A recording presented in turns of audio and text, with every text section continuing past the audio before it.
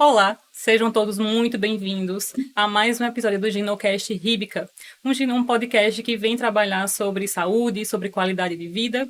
E hoje, eu, Anne Dalboni, ginecologista, que também trabalho na clínica Ríbica, venho entrevistar a médica de família e comunidade Karen, que trabalha com a gente também. A gente vem aprender um pouquinho mais sobre sono na mulher. Olá, Anne. Olá, todo mundo que está acompanhando o podcast. E é muito bom estar aqui e receber esse convite. Vamos falar de um tema muito importante sobre sono e saúde da mulher. Então, a gente percebe, né, que muitas pacientes chegam ao consultório com queixas relacionadas de insônia, Sim. despertares noturnos, também muita sonolência, cansaço durante o dia. Então, é muito importante a gente falar sobre esse tema, porque também se refere à prevenção com relação à saúde da mulher. Verdade. Então, se você tem alguma dificuldade para dormir, se conhece algumas pessoas que têm dificuldade para dormir, fica com a gente até o final.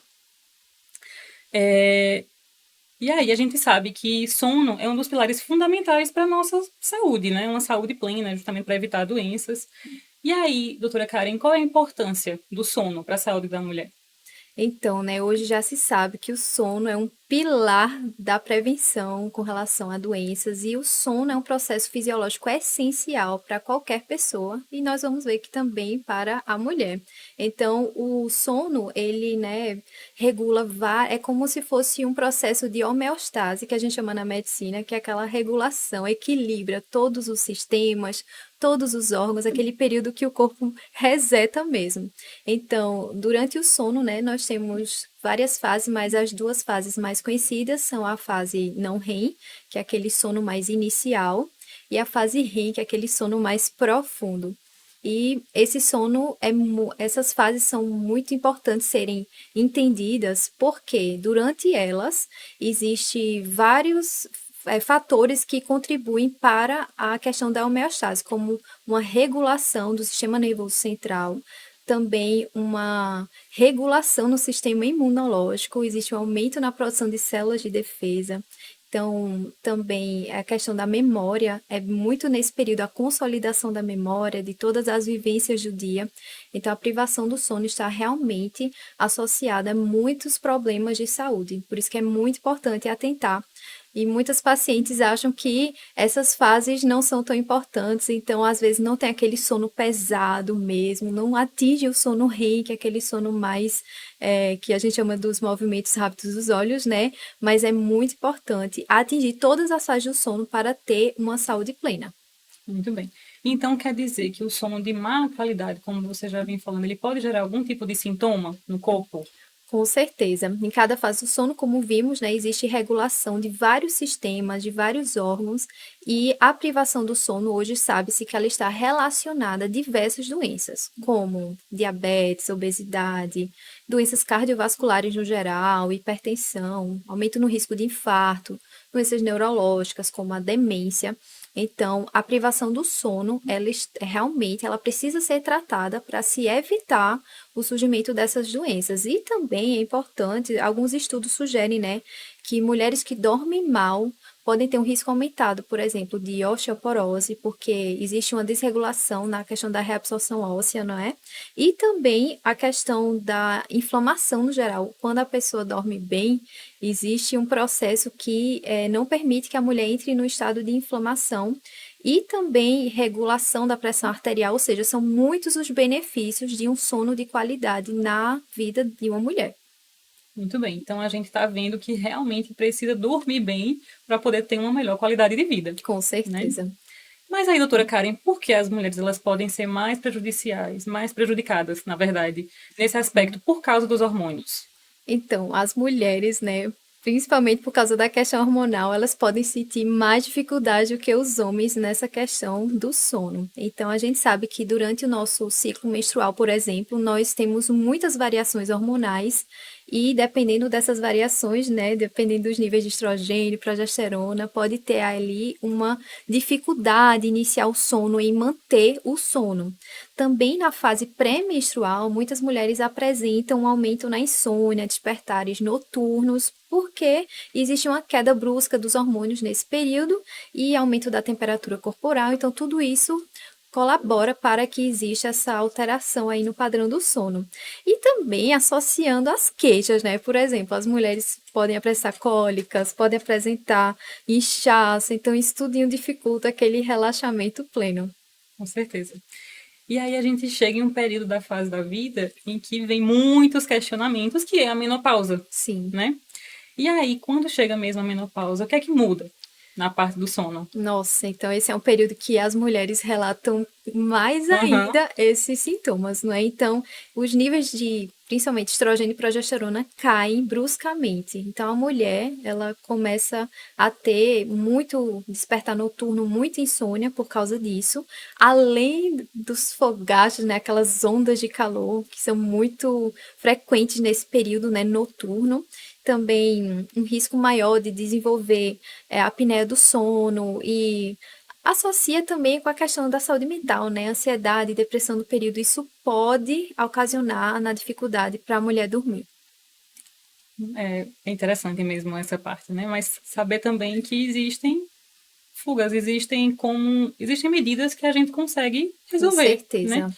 Então, falando mais assim sobre soluções de tratamentos e aí como é que a gente pode melhor lidar com esse Com problema, certeza. que na verdade pode ser a solução de muitas Exato. doenças, né? É o que eu sempre falo para as pacientes, cada paciente é uma paciente, então não existe uma solução milagrosa e muitas pacientes acham que sono só se trata com remédio, mas na verdade existem várias medidas não farmacológicas que podem e devem ser instituídas na rotina da mulher para que ela desenvolva um sono de melhor qualidade. Então, assim, eu posso citar algumas medidas práticas muito simples, como por exemplo, a ter uma rotina regular, então ter horário para acordar, para dormir, isso realmente regula aquele ciclo circadiano, né? Então, o corpo da mulher ele já sabe que aquele horário é para acordar e aquele horário para dormir.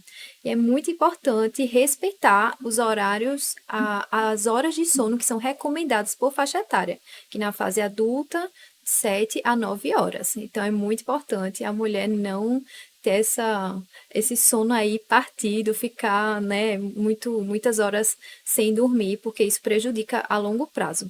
Também evitar estimulantes. Então, tem muitas mulheres que amam aquele cafezinho, principalmente à noite, né? E a gente recomenda que tenta tirar, né? Principalmente depois do final da tarde, não é bom você ingerir cafeína, e não só cafeína, né? Energéticos no geral, qualquer bebida estimulante pode deixar com que a mulher tenha um sono de má qualidade.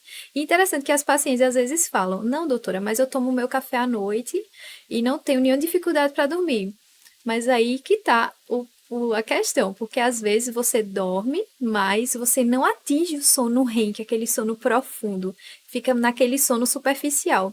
E isso a longo prazo, o corpo ele vai cobrar. Então é muito importante atentar para isso também. Atendo muita paciente também, rapidinho, que Sim, aí fala, doutora, eu só vou tomar aquele cafezinho porque eu consigo dormir com o cafezinho. exatamente.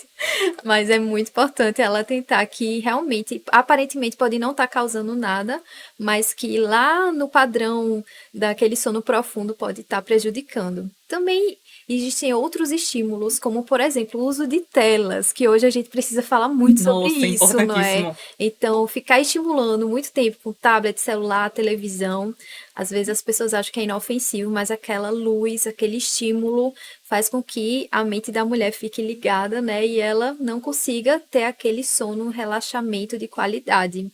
Também a importância da prática de atividade física, né? Regular. Se quanto mais você conseguir regularizar a prática de atividade física, você vai perceber efeitos Uhum. benéficos no seu sono. E também algo muito importante é criar um ambiente que você vai dormir. Às vezes as pessoas têm dificuldade de dormir quando a gente vai perguntar, né? Porque, por exemplo, deixa o quarto muito claro. Então, é importante você preparar o seu ambiente, diminuir as luzes, deixar numa temperatura ideal.